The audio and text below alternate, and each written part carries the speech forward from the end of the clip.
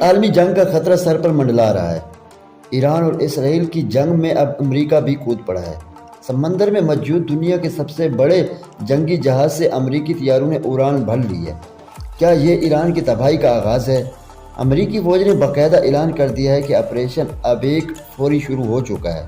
امریکی بحری بیڑے سے نکلنے والے یہ خطرناک لڑاکا طیارہ ایران کے فوجی اڈوں کی طرف بڑھ رہا ہے۔ اس بڑی کارروائی کا مقصد ایران کے میزائل طاقت کو ختم کرنا ہے۔ سمندر سے اٹھنے والے ان طیاروں نے پورے مشرق وسطیٰ میں خوف و ہراس پھیلا دیا ہے اور دنیا بارود کے ڈھیر پر آ کر کھڑی ہوئی ہے۔ دوسری طرف ایران نے بھی اپنے میزائلوں کا رخ امریکہ اور اسرائیل کی طرف کر دیا ہے۔ تہران کا کہنا ہے وہ کسی بھی حملے کا منہ توڑ جواب دے گا۔ ماہرین کا ماننا ہے کہ اگر یہ حملے نہ روکے تو روس اور چین بھی اس جنگ میں شامل ہو سکتے ہیں، جس کا مطلب پوری دنیا میں تباہی ہے۔